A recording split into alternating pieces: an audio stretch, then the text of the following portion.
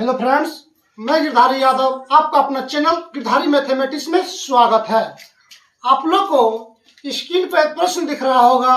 ये प्रश्न SSC CGL में पूछा गया है और सेम प्रश्न को मैं यहाँ बोर्ड पर भी लिखा हूँ। ऐसे ऐसे प्रश्न को यदि आप फार्मूला से बनाइएगा तो बहुत लंबा बनता है, जो कि एग्जाम में बनाना संभव ही नहीं है। चलिए मैं ऐसे प्रश्न को कैसे में चुटकी में सॉल्व करते हैं। यहाँ पे दिया हुआ प्रश्न में यदि a प्लस बी प्लस सी बराबर 0 हो तो जहां a के मान नॉट इक्वल टू बी के मान नॉट इक्वल टू सी के मान, कभी भी यदि a और b और c के मान लीजिएगा तो कभी भी आप बराबर नहीं ले सकते हैं। वही यहाँ पे कंडीशन दिया है। उसके बाद बोलता है तो इसका मान क्या होगा।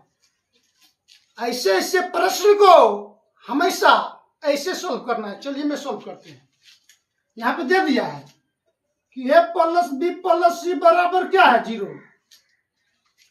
तो अपने माइंड से सोचना है कि a के मान, b के मान, c के मान क्या लें ताकि ये इक्वेशन संतुष्ट हो जाए और सवाल को, ये प्रश्न को सॉल्व करने में भी थोड़ा आसानी हो, मुश्किल की सामना करना ना पड़े। अब यहाँ पे देखिए a के मान में 0 लेते हैं, b के मान यदि 1 लेते हैं, c के मान -1 लेंगे तो ये इक्वेशन संतुष्ट हो जाएगा। और प्रश्न को सॉल्व करने के लिए भी मुझे काफी आसानी होगा। अब चलिए इस प्रश्न को अब सॉल्व करते हैं। a के मान क्या लिए हैं 0, b के मान 1 लिए हैं, c के मान -1 लिए हैं। अब चलिए इस वैल्यू को इस प्रश्न पर पुट कर देना है, आंसर आ जाएगा। a के मान 0, a के मान 0 हो गया है।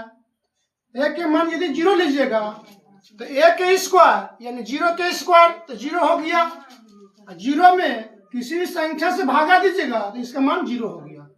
0 प्लस तो प्लस b के स्थान पर 1 लेना है तो b स्क्वायर यानी 1 के स्क्वायर, 1 पर पावर कुछ भी हो तो उसका मान 1 होगा। तो इसका मान 1 हो गया, 1 बटा सेम यहाँ पे b स्क्वायर के मान 1 हो गया है या 2b स्क्वायर 2 से गुना हो जाएगा। 1 गुना 2 2 plus plus a Guna c है। a के मान 0 है और c के मान -1 है। यहाँ पे माने हैं तो 0 को किसी भी संख्या के साथ आप गुना करते हैं तो उसका मान 0 हो जाएगा। तो इसका वैल्यू के मान 0 हो गया 0।